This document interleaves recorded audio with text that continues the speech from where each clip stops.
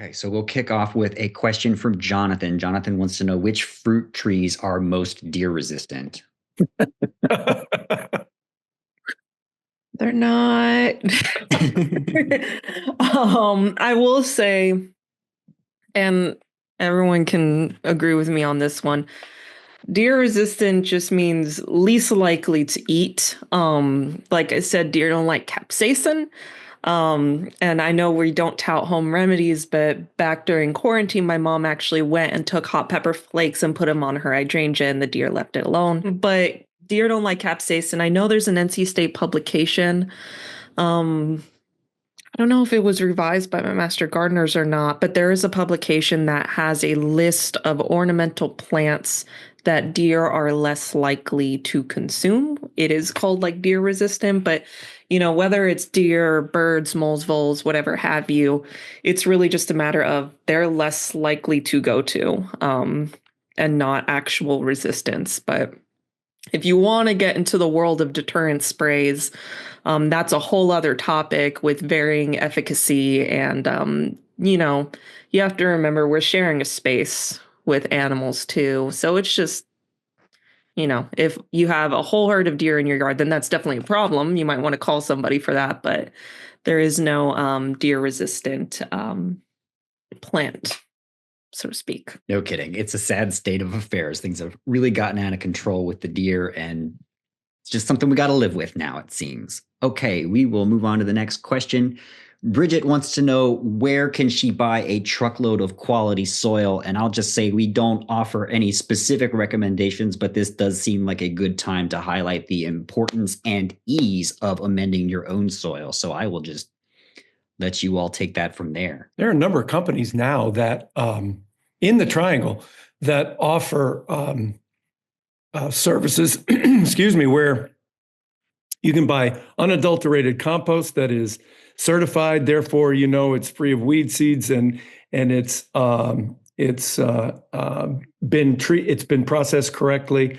Sometimes I know of a company that will sell different mixtures, 60-40, 60% compost, 40% topsoil, that type of thing. I think the important thing to remember is that when you use any organic material, it's going to benefit the soil faster the smaller the particulate matter. Wood chips, bark chips they make great mulches, but when it comes to actually influencing the soil from the top down, the particulate matter makes a huge difference in that regard. You want to be careful too in a already established landscape of just dumping a load of soil in that landscape.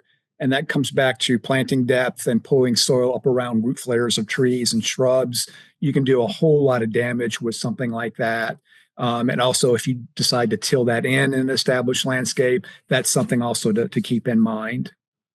I think it's really important to remember that most of the time within this region, if you're moving into a property that's, say, a brand new subdivision, you can rest assured that the native soil of the region, as Deanna mentioned, the different soil types, is probably not there. I mean, we live in a suburban urban environment where a majority of the topsoil is missing on a new build, and we're often planting into.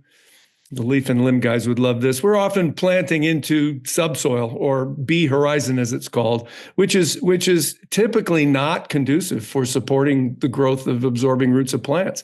And yet we expect plants to be able to do that. And so, the key there is not necessarily bringing topsoil in from somewhere else as much as manage and build the soil or the subsoil that you have. And as Deanna mentioned, some of the research at NC State, a 3 to 5 year period is what it's going to take to actually transform a non-topsoil environment into something that actually has decent topsoil to support plant growth. And to add on to that, I know it's not technically soil, but in terms of getting compost or leaf litter to help amend your soil, there are plenty of places you can get it, but Wake County does offer that as well. So you can get it. I don't remember. I know it was free last time I checked. I don't know if you have to pay now, but the county offers those things to you.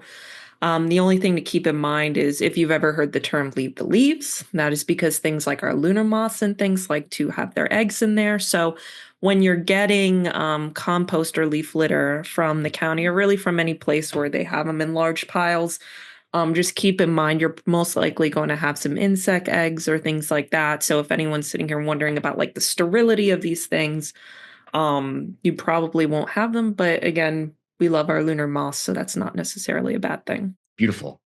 We will move on. Actually, before we move on, we did have somebody chime in with a tip about tree fruits and deer, is that once the limbs get above a certain height, about 5 feet or so, then the deer can't really reach them anymore. So if you can just protect the tree until it reaches a certain size, you should be good from there.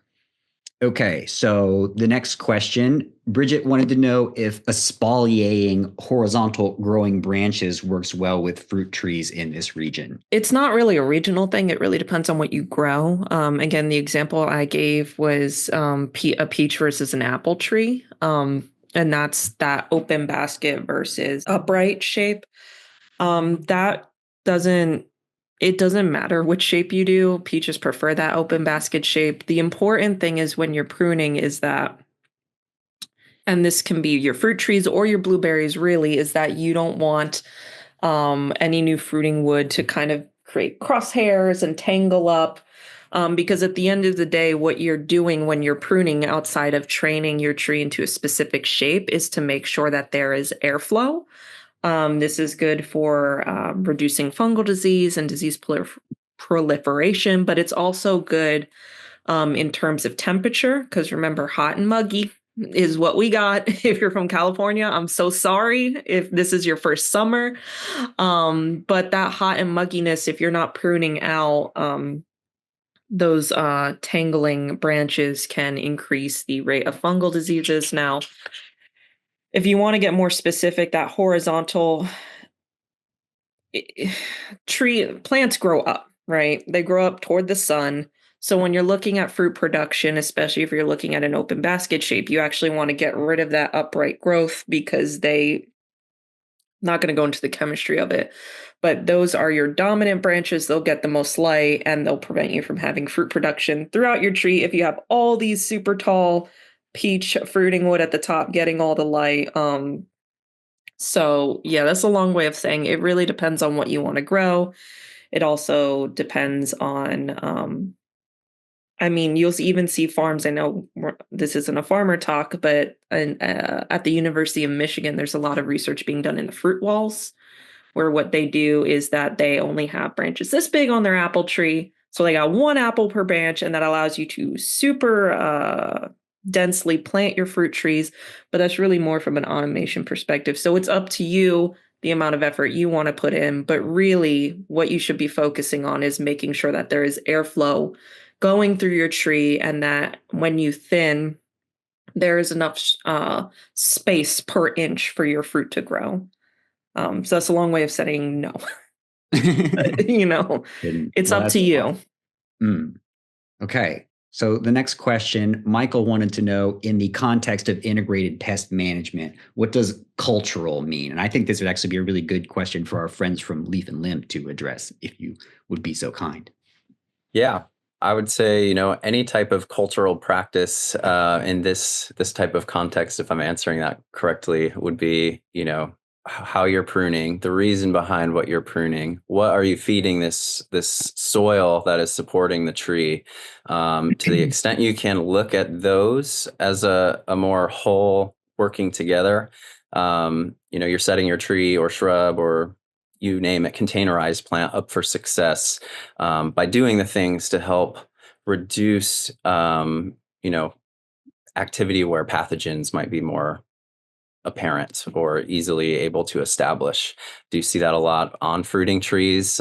So I will mirror, I think, what everybody's point is there, that it just does take some effort, a little more effort on certain plants and certain species of plant, and timing can go into that equation as well. So really having a reason behind what you're doing, a goal for what you're trying to achieve, and trying to make all of those steps fall into place, and also be prepared for, the unpreparable. There's a lot of, pest and disease, no matter how good of a cultural practice you inhibit. If it's a host species to something that's relatively aggressive, it's you've done the best you can. Now it's up to the plant to be resilient through the cultural practices that you've given it. Nailed it. Nailed it for sure. And we had a handful of questions come in asking for specific advice on how to address certain pests without using any pesticides. And I think that this is the answer here. Cultural controls, the way your practices in the garden to make sure you have a healthy, thriving environment is the best way to manage that without resorting to pesticides. Okay, next question is a fun one. I always like this one. Patty wants to know, are there any good alternatives to planting crepe myrtle? I've got a bunch on the top of my head. That's what I'm saying. There's so many. There's so many plants that you can replace crepe myrtle with. Yeah, I would say I'll just name one that I've really been favoring, and that's the American fringe tree right now. Even the Chinese fringe tree, but the American fringe tree is great. I couldn't agree with that more. Those were the first two trees that came to my mind. So yeah, serviceberry is another great one. Has a similar shape. Red buds, good urban tree. Mm-hmm. For sure. Absolutely. I mean, pick a tree that you love, and there you go. Like, the issue with crepe myrtle bark scale is that there's way too many crepe myrtles. Like, that's the problem. And if we take out that problem, if we diversify the landscape, then we alleviate the issue. We have a much more brilliant and thriving ecology and all these good things. So pick a tree that you love and get it going. And I will say, to put it in perspective, in the fall, along with the barrage of armyworm questions we got last fall, think like 3 and 5 questions that we tend to get on, I get or the master gardeners get is what to do about crepe myrtle bark scale. So everyone and their mother is asking us the same thing. And I didn't give the folks at JCRA the article, but I will say, even though we're pushing NC State, Clemson, I think, has the best in-depth article about crepe myrtle bark scale. I tend to reference it a lot. So if you just put crepe myrtle bark scale Clemson, they have lovely pictures. So it's just another resource outside of calling us. Brilliant. You did mention a barrage of questions about the fall army worms. So let's just keep that barrage going. Sherry wanted to know if you could address army worms and how to diagnose and treat. Well, to be honest, I'm new to that. If someone else wants to pick up, because I will say army worm was something, I've been the agent for almost 2 years at this point, but last September was really the first time we've ever gotten such a high volume of army worm questions. I will say that's more of a turf thing, if anyone's wondering, and you probably can't see it, that it's in there, but I'm going to let someone else finish answering that. I hate turf grass treatments for anything. Yeah. I've never had them in my home garden until this year, and they completely denuded my turf grass, but it came back. Doing some cultural things, and part of that is I didn't irrigate my turf this summer. And I'm not advocating that you do that, but if you absolutely have to have healthy turf, that's the simplest, easiest thing to do to keep it healthy is correct amounts of water. Short of insecticidal treatments, there are some sort of organic controls that can work, but I hate turf grass management. It's a backdrop. There are more drought tolerant varieties out there. That's the bulk of my answer. There are some beneficial wasps that'll eat the larva, but when you have as many as you have in an infestation like we did last year, they're not going to make a dent in it. I feel like I'm digging myself in a hole here. No, good. So if I can dovetail with Greg. Bryce. I've got this flag that I wave wherever I go and speak about Americans' fetish, love, preoccupation with turfgrass. It's a plant. I remember the show when I was a kid called, Kids Are People Too. It's a plant, so it does mitigate stormwater runoff. It does, sequester carbon. I get all that. But there's over 30 million acres of turfgrass in this country are devoted to the home garden. So we've got this preoccupation that ultimately results in the grandest of monocultures. And anytime you have a monoculture, and Blake alluded to this when he was talking about the crepe myrtle, the higher population you have of one species or a group of species all under that heading, i.e. turfgrass, then when pests come along, it's a bloodbath. And as a result, we've developed into a culture that wants turf. I have a next door neighbor, and I've spoken to his face, so I'm not going to give you his name, but who has turned a perennial turfgrass into an annual just because of the fact that every year he's reseeding, he's going through the same process. When in actuality, why can't we consider reducing turf square footage in our residential landscapes as a way to promote biodiversity? And back to what Matt was talking about when it comes to cultural practices, anything that we do to prevent, to suppress pests is a cultural practice. And so even plant selection is a cultural practice. You select the right plants, and the more you mix it up, there's strength and diversity. We know that from a social human perspective. Well, it also carries over into the plant kingdom. The more we mix it up, the more the better, the more healthy we create an ecosystem such that beneficial insects increase when we go biodiverse. So if we can just rethink the way that we manage turf in the landscape. Europeans have been doing it for years. They use turf as a ground cover. They don't use turf as something to cover the ground with. That's what we Americans do. We throw turf down first, then we cut landscape beds out of that turfed area. It's ridiculous. Why not think about creating landscape beds that have plants in them? And then if you still love turf, have a little bit. But I think that in and of itself, direct answer to armyworm is, I don't have any turf. I have no problem. I have no armyworm problems. And that's the flippant answer and the end of my comments. I will say, as the agent who has to play both sides of the coin, a good resource, and as someone who came from a fruit background, I've been using this as the Bible, is NC State's website Turf Files. If you Google it, since you're all on your devices right now, it would be Turf Files, turffiles.ncsu.edu.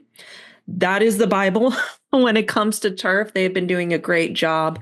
They have planting calendars, and they actually have planting calendars for mixes of turf. They also divide between your cool and warm season.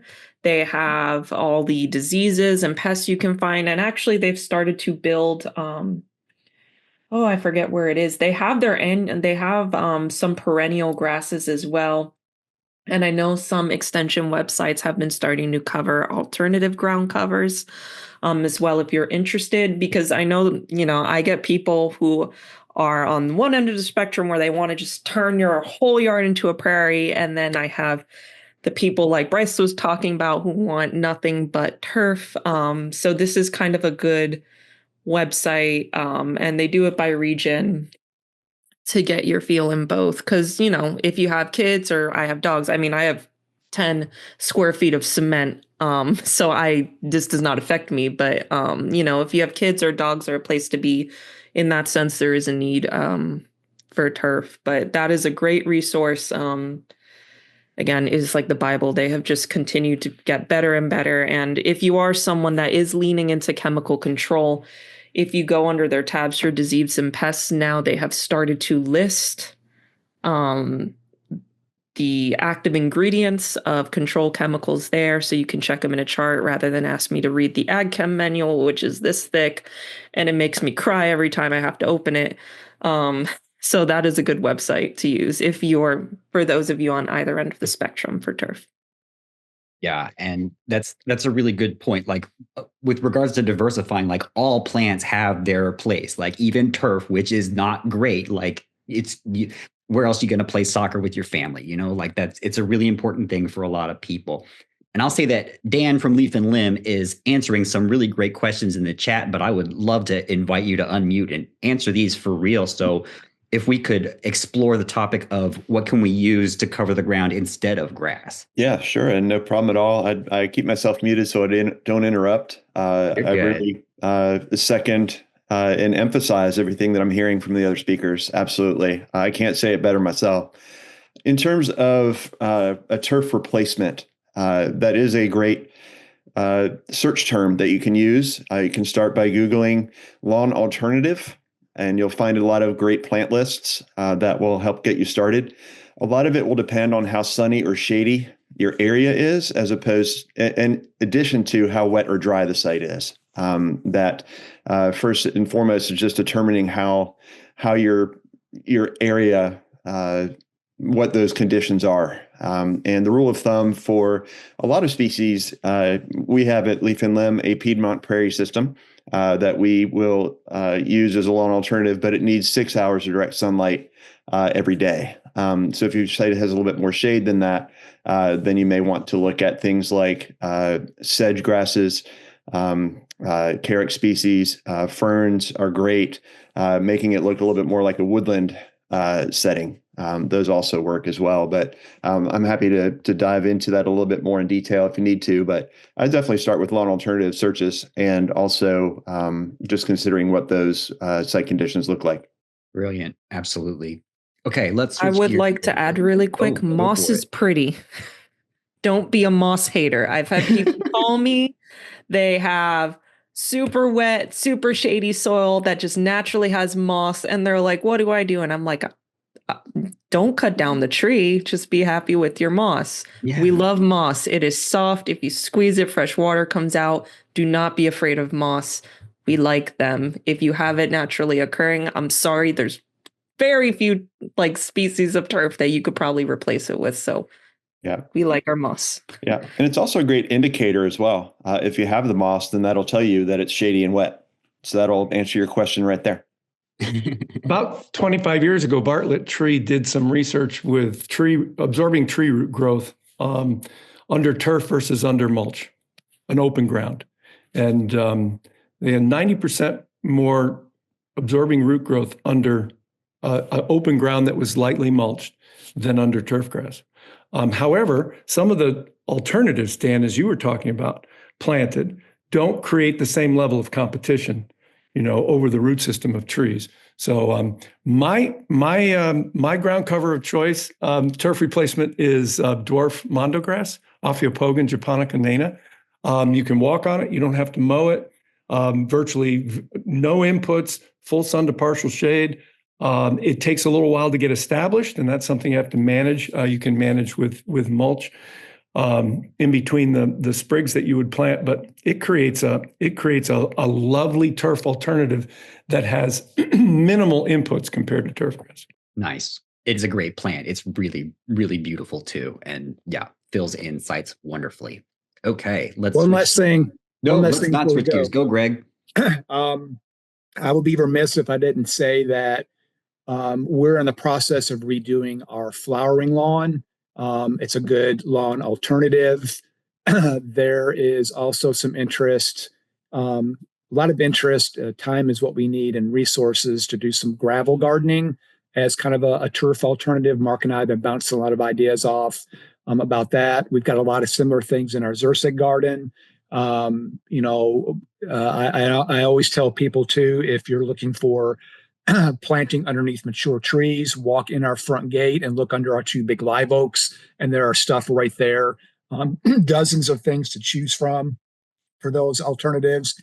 And I think Dan plugged our good friends at Hoffman's Nursery. If you want a great resource on those sorts of things, their website is absolutely fabulous, and their catalog is one to covet and carry with you. I've got a copy on my nightstand of my bed. That's another thing to look at. Also, there's lots of information out there. Beautiful. Okay, we ready to change gears for real this time? Please. Good. We're on my clutch there for a moment. Okay, so Ashby wants to know, are bay leaves and garlic, etc., relevant for insect pests? So I guess an elaboration on home remedies, I think, for insect control.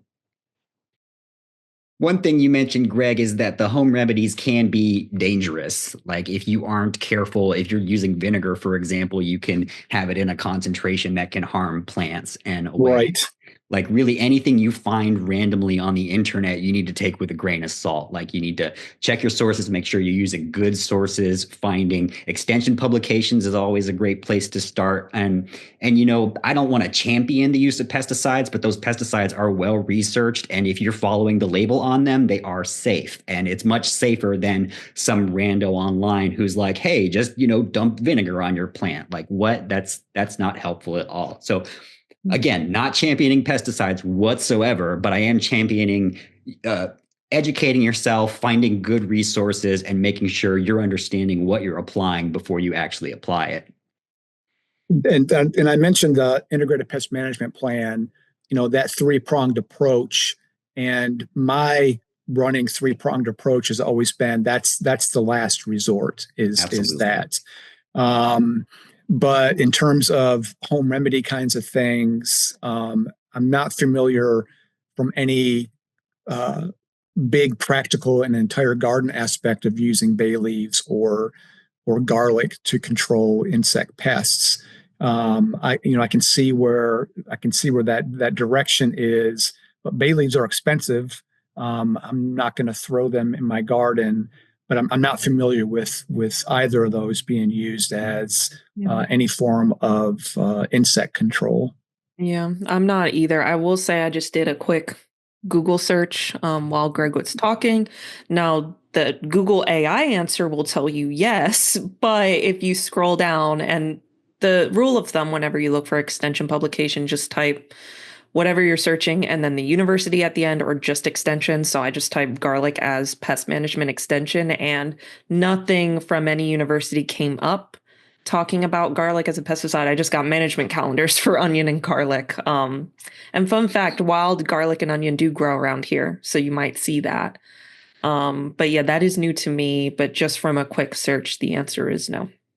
I think there's a really good point here that we want to make, or I'd like to make, and that is the idea that when plants have resistant qualities about them relative to certain insects, people or pests, I think people take that and then try to run with it. I mean, you've seen all the ads even before social media. We saw all the ads for geraniums, scented geraniums that would keep mosquitoes out of your patio.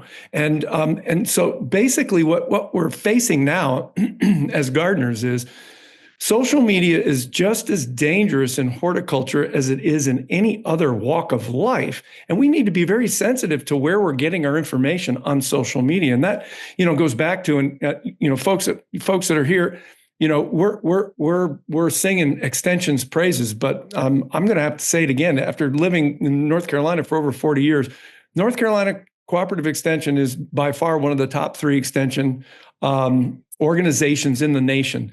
And so if you're a North Carolina resident, if you're not a North Carolina resident, that information is available, and to seek out first that information.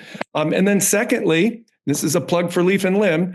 If you go to their website, there's tons of information. Kudos to the book. I mean, I think we need to go to reputable sources before we start taking the hearsay that's in digital media and go running with it. So yeah, garlic, no insects like garlic, right?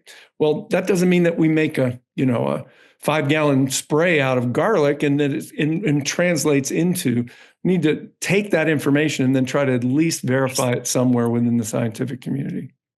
Yeah, the only thing that may be prevalent, because this is a popular thing when it comes to marigolds, is companion planting. So maybe having those things as a border, but again, there's nothing that's been published, at least from a quick search by extension, on that. And just to add a little tidbit on social media, if some of you remember during quarantine, there were trends going around that if you added milk to your plant or cinnamon, you could improve the nutritional content. And those had hundreds of thousands of likes. And you will see quick 5-minute craft videos of if you cut a slice of a banana and you put a seed in it, it's going to grow. Please call me or the master gardeners or somebody, your extension agent, before you do something like that. Because again, to Bryce's point, they have hundreds of thousands of likes, and don't do it. Cinnamon's not going to fix a bacterial leaf infection. I'm sorry. So yeah. No kidding. Okie dokie. Let's move on to Pat's question: how do you make your soil more acidic or more basic if you need to adjust it for certain plants? Who are you pointing at, Greg? You, honestly. You. Okay, so if you've got a soil you want to raise the pH, then you're gonna add ground limestone, and that will take out the evil hydrogen ions that are in the soil, tying up nutrients and whatnot. If you want to lower the pH, and that's typically not what we east of the Mississippi River deal with that much, maybe a little bit up in the Midwest, Ohio, Indiana area, then you'd use elemental sulfur, some kind of sulfur-based material. But typically ground limestone. Now, the local garden centers will sell something called quicklime. I'm not a big fan of quicklime because it's caustic to start with, so you can burn yourself with it. And I don't think our soils are that drastically acidic that we have to have it done quickly. Last thing about pH, and somebody else chime in if and even challenge me on this. As long as I've gardened, which is over 40 years, I've come to the conclusion that pH is absolutely essential to understand if you are growing fruits and vegetables and turf grass.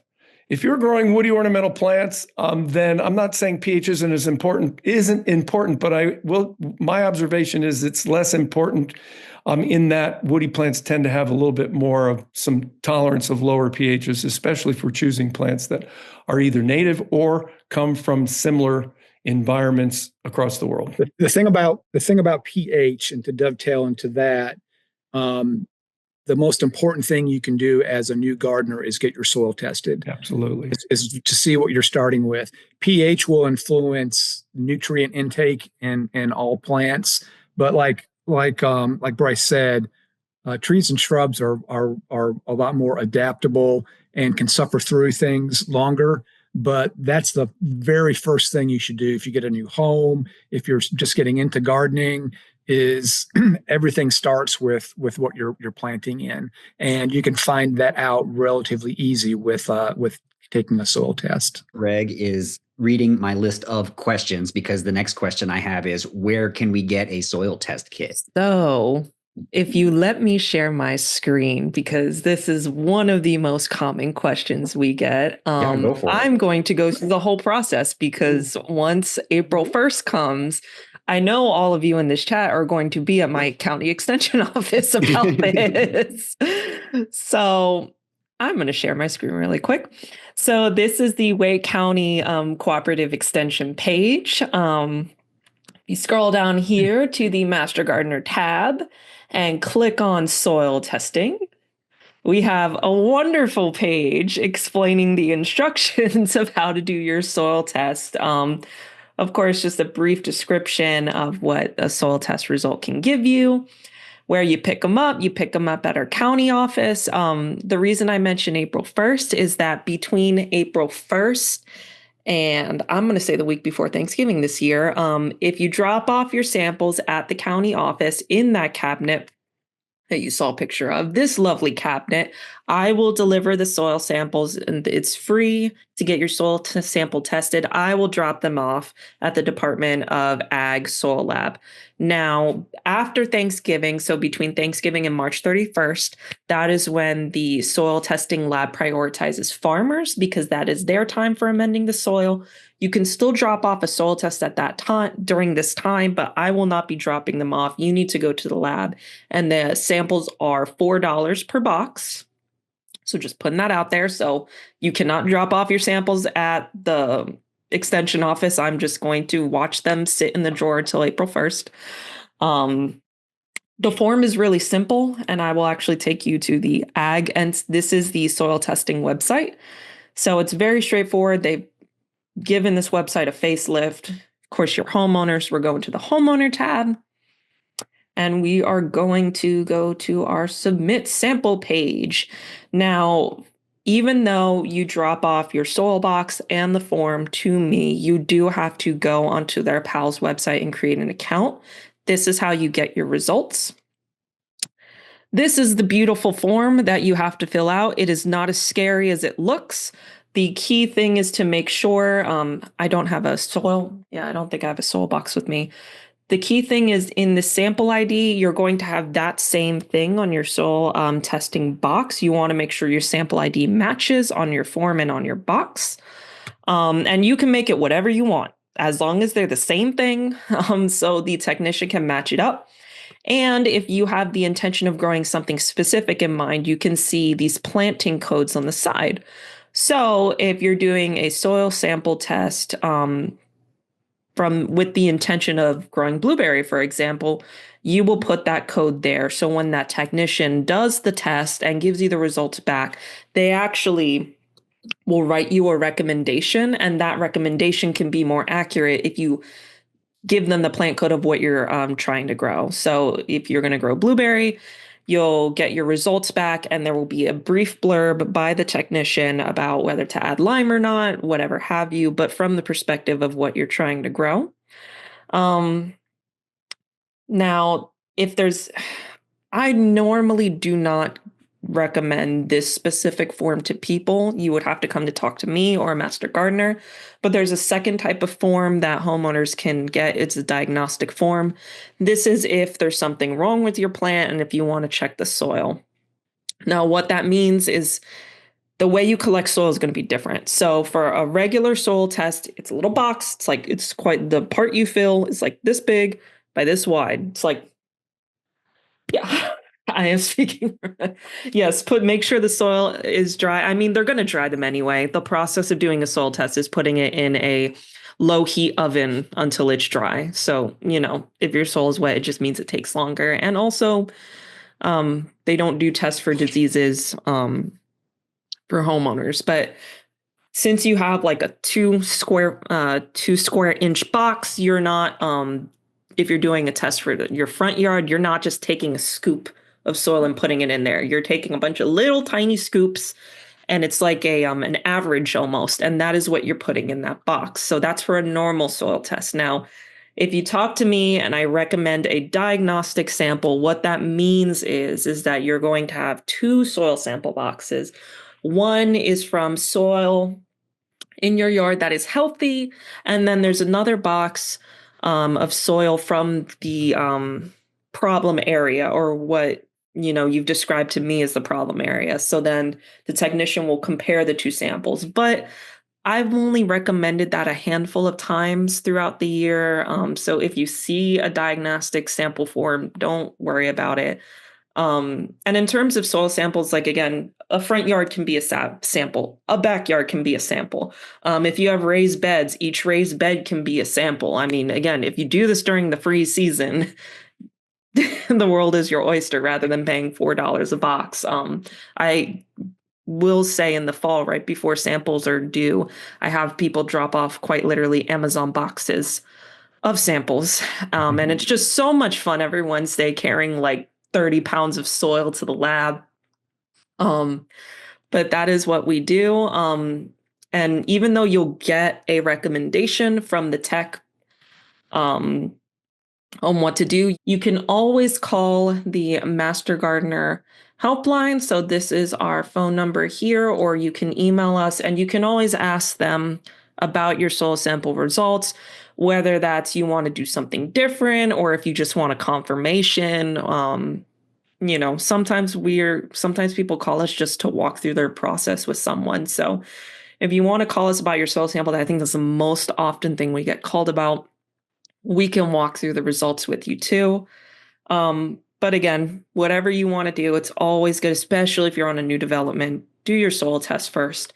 If you're container gardening, again, as long as you're using like a bag potting mix, this should not be an issue for you. And before anyone asks, we do not do heavy metal testing. That is not a service that is offered to homeowners. That is only offered to commercial growers.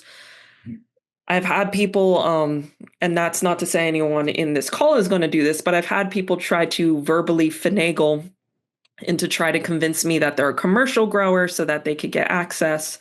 No, we don't do heavy metal testing. If you grow edibles, especially if you grow fruit, in terms of heavy metal testing in your fruit, now depending on the edible crop, they really can't actually take up heavy metals to begin with. Your leafy greens and vegetables, things like broccoli and stuff, don't really take up heavy metals. On the opposite end of the spectrum, things like olives, I've actually found out, are heavy metal aggregators. Not that we're growing olives here in North Carolina, but if that is something you are concerned about, you have to go to a private company. NCDA does not offer that. They don't even offer that to the commercial growers. So, and I know that sounds like a weird thing to point out, but yes, that is something I get a lot of questions on. Heavy metals, pesticide, contamination in the soil. That is not a service offered to the homeowner. It's either going to be offered to commercial growers or you'll have to go to a private company. So that is my whole spiel on soil tests. But outside of that, this is our Wake County page. We have several resources as well. And again, the NCDA soil testing webpage has again gotten a facelift, and it's very easy to navigate, but you can still call or email the extension office if you have any questions. Thank you, Deanna. We always love a good explanation of the soil testing process because there's more to it than we like to keep in our heads all the time. That is my soapbox speech. One clarification, Deanna. So from April 1st to November, the service is free. It only is $4 during the busy season. So yeah, per box. And the turnaround time, typically during this, if we're not counting the few weeks leading up to when free samples end, the turnaround time tends to be 2 weeks. I know that's a question we get a lot. I will say that as I was dropping off the last set of samples at the end of November, the turnaround time was about a month. So if anyone's wondering where their soil samples are, again, you get that through their online system. We don't get it. We can make our own account and have access, but we're going to get access to the result the same time you are. So be patient. If you drop off an Amazon box full of samples, it's going to take longer. So just be cognizant of that. And if you want to drop off the sample yourself, because, the Wake County Extension Office is in the eastern part of the county, the soil sample lab is located at 4300 Reedy Creek Road. That is the western side of the county. That's actually pretty close to campus in the state fairgrounds. If you know where the North Carolina Museum of Art is, that park, if you know where that traffic light is, if you turn right or left, whatever have you, on the one side, you have the parking lot. But if you turn on the other side, that's the road with the military base, the Department of Ag, and the soil testing lab are right there. So if you live in the western part of the county, save your gas. Don't drive all the way over to our side.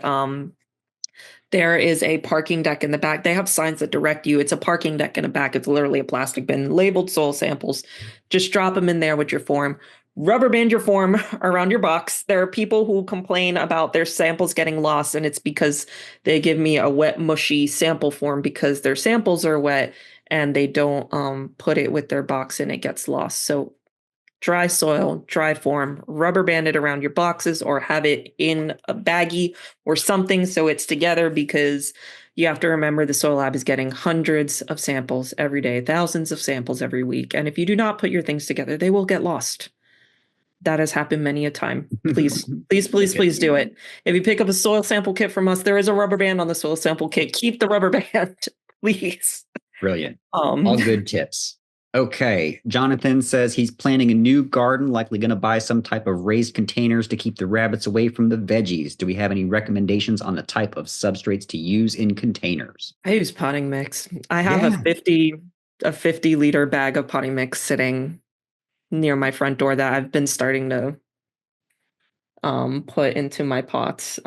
Again, depends on what you have, the resources available to you and the space you have, because obviously you're not going to keep a pile of compost inside your house. I know I'm not, but potting mix is totally fine. And anytime you put substrate into a container, it changes the physical properties of that substrate.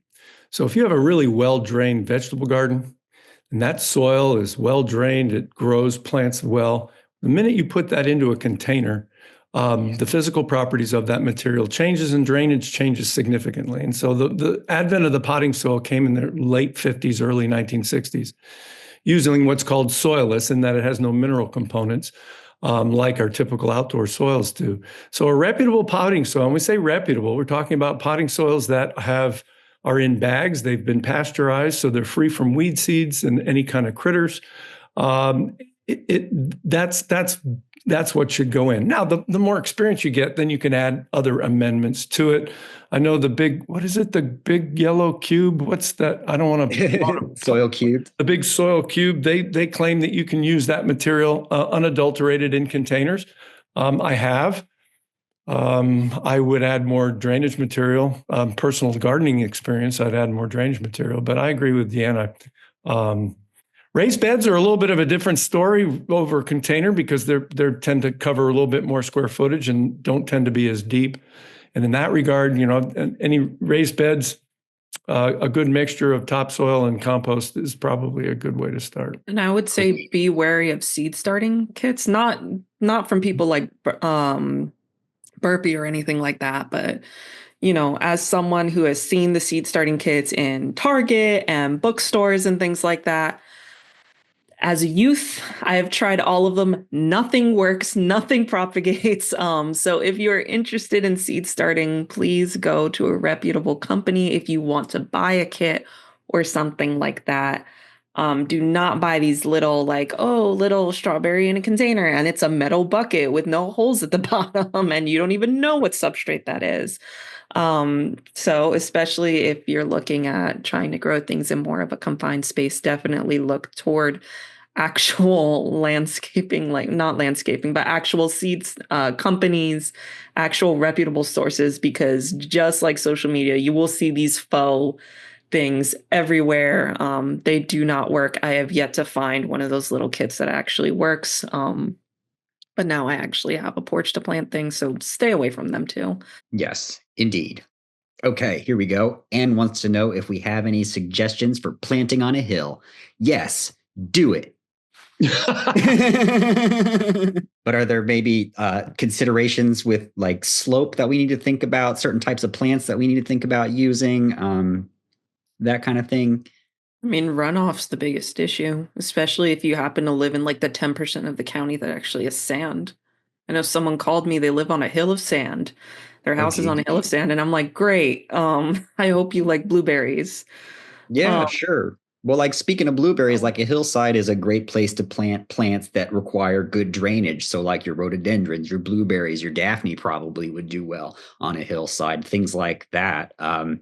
If you're thinking about covering hillsides, things that trail and hang down, you can get a really nice effect with weeping plants and that kind of thing. So it's if you have a tricky situation like a hill, yes, it's tricky, but also understand that there's opportunity there for planting a lot of plants that you wouldn't be able to have otherwise.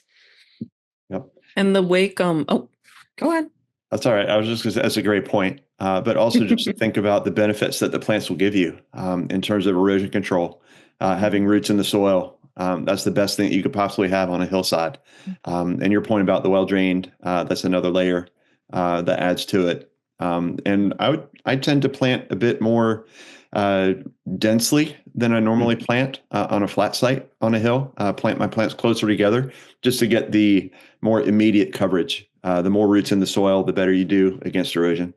Yeah. And please remember, full sun equals 6+ hours of direct sunlight.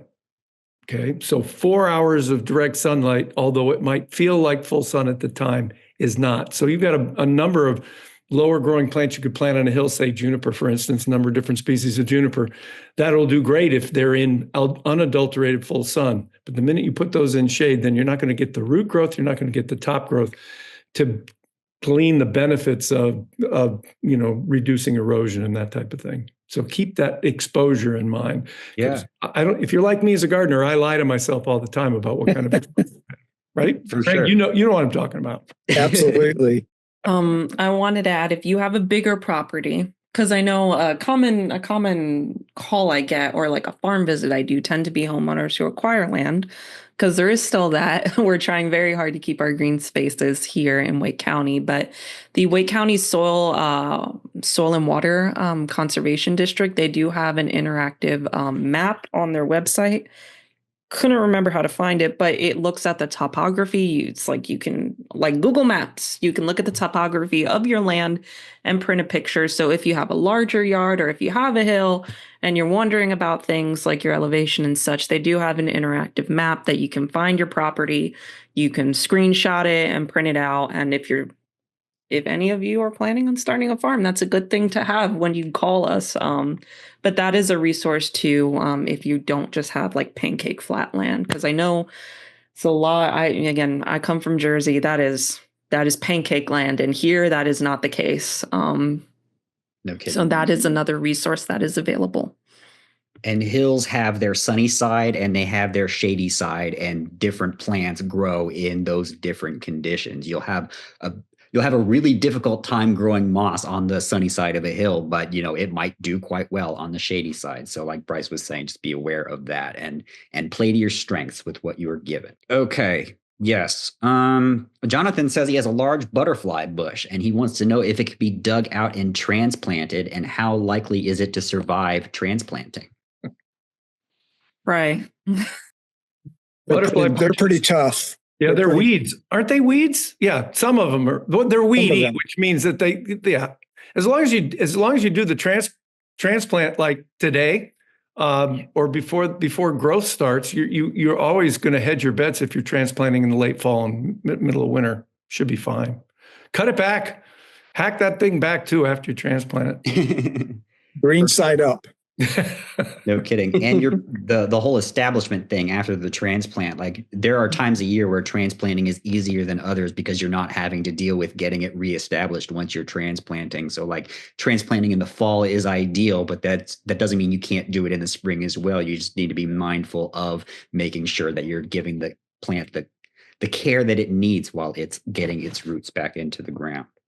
Yeah, and a subtle cultural tip, which I actually learned from Bryce when he came to speak to me and the Master Gardeners, is we love our cloudy days when it comes to transplanting. If you transplant something at noon when it's 100 degrees outside, it's going to have a much harder time reestablishing than if you happen to go on a cloudy day at like 8 a.m. when it's a lot cooler. Okay, I want to do a question here that's basically just a shameless plug for a class that we've got coming up very soon with Bryce Lane. And the question is, how do you plant around a tree, for example, hostas or caladiums, without covering the root flare and hurting the tree? And Bryce, don't give it all away, but tease them a little bit. Give them a little something to entice them to join us. Are we doing a class about how to how to renovate a landscape and how to take the landscape that you inherited when you purchased the house and start working it, which I think would start with a soil test as long as Deanna's in the room.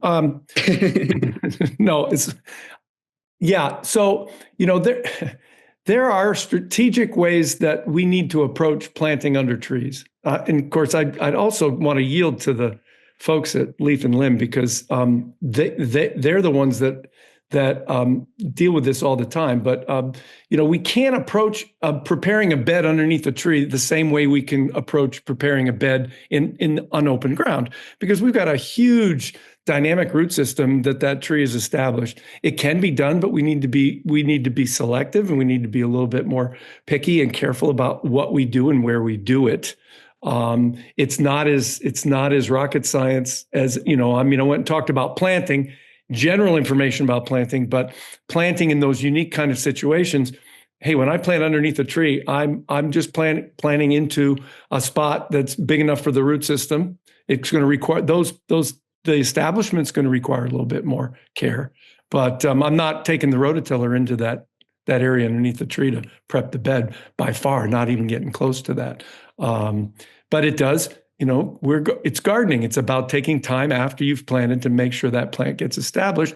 Might take a little bit longer because you've got some competition with the existing tree roots, but it can happen, and it does. I mean, Greg mentioned a perfect example. Walk into the entrance of the J.C. Raulston Arboretum. Look at those 2 live oaks on either side, and then look at all that's planted underneath.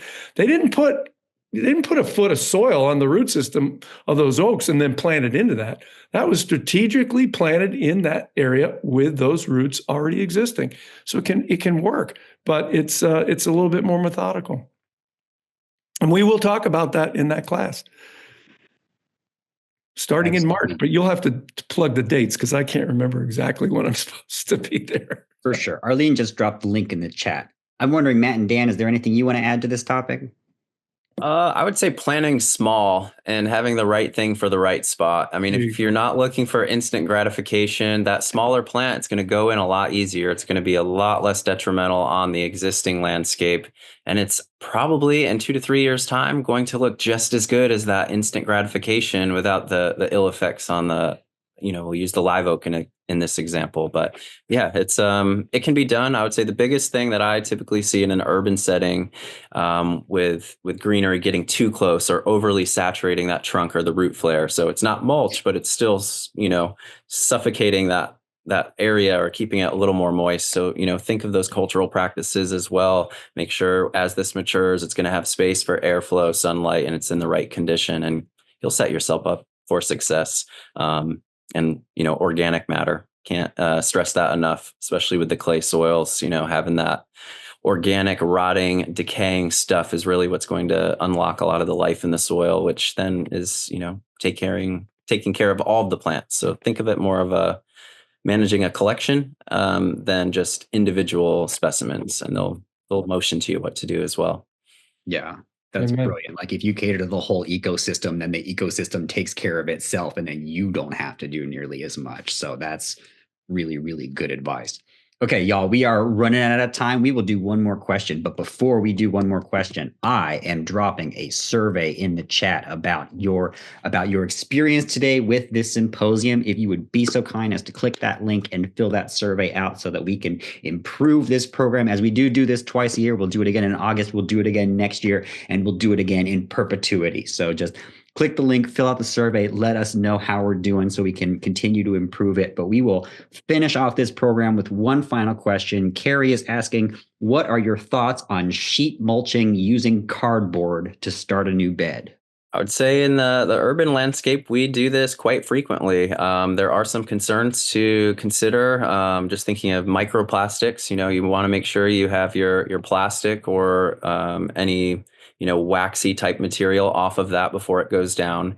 I've found success in just laying some compost topped by the cardboard, and then 2 to 6 inches of wood chips or a collection of other rotting stuff on top of that, and just let that sit for a period of 6 to 8 months, and then peel back a corner of that cardboard or start digging right in the center. You'll be surprised how quickly that soil transforms, or dirt transforms into soil rather. Also great as a weed suppressant. Mm-hmm. Yeah. And just one piece of advice that I learned the hard way is to remove the tape from the boxes, please. I'm still pulling it up from my garden. I read an article saying you've got to do a better job of inspecting the cardboard before you put it down for the sake of tape. Matt, you mentioned plastic. Frankly, I like newspaper, but nobody's reading newspapers anymore. So what you do is you take your laptops and you lay them down flat, and then you. That's really good advice. I like that. Okay. Since we're about to wrap, Miss Lena would like to plug Extension's social media. Well, she is not my plant eater. My other dog tends to want to eat the leaves off my plants, which is why I have cages. But outside of the Wake County Extension website, the Master Gardeners of Wake County and several other counties in North Carolina, we do have a Facebook page. We do have an Instagram page where we're constantly posting bite-sized pieces of information, garden checklists by the month. So that is a good place to go to if you're not able, in the future, you're not able to come to trainings like this. That is a good place to consistently get bite-sized information. And another place to get information is Wake County Cooperative Extension does have a YouTube channel. And right now what I'm doing is we just went through an Extension Master Gardener training series, and Bryce remembers this because I've recorded every single lecture, and I am trimming up those lectures and I am posting them on our YouTube page. The first 2 are actually Bryce talking about botany and plant nomenclature, split into 2 videos because that was a 3-hour lecture. But if you want more in-depth content on, kind of the general overview of horticulture, that is a good place to go. And if you want that bite-sized piece of information, our social media channels are a good place. And I'll be working on the Wake County Extension page to build out those horticultural resources as well. So whenever you don't have a chance to talk to us or come see us, those are resources that exist outside of the 9 to 5 schedule. Beautiful.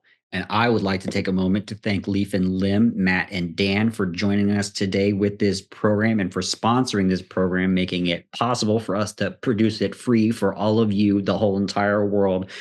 Matt and Tim, is there anything you want to share before we sign off? I would just say a plug for the plant toolbox through NC State. That is probably one of the biggest tools that you can use to find so much information on plants. I appreciate you allowing us to be part of this experience. And if you do have tree or shrub questions or just want to stroll through the landscape, definitely don't hesitate to reach out. We like to offer that to our members here. So. Yep, Thank you. agree with everything you said. I plug the plant toolbox to every single person I see. I use it almost every day, and I can't recommend that enough. And we're here to help. Absolutely. Well, thank you guys for joining us. Thank you for supporting us. Thank you, Bryce and Greg, for also stepping in and help us put on this program and share this information, welcoming new gardeners to the area. So thank you so much. And thank you, everybody, for joining us today for Intro to Gardening in the South. We hope you enjoyed it. Again, please click that link and fill out our survey. And, it's a beautiful day. If you were hoping to come out to the Arboretum, it is not too late. It is open. There are things in flower. It's just a good thing to go experience. So I encourage you to do just that. And besides that, have a beautiful day. And thank you for joining us. One more Yes, Greg. plug. One Do more it. plug. Thank you, Blake, for navigating all of this stuff. It's not easy, and you made it very seamless. Thank you. Thank you. Thanks, I Blake. have experience with this, so I'm You do. grateful to be able to use it in a productive way. Okay. Thanks, y'all. Y'all take care. Have a beautiful day.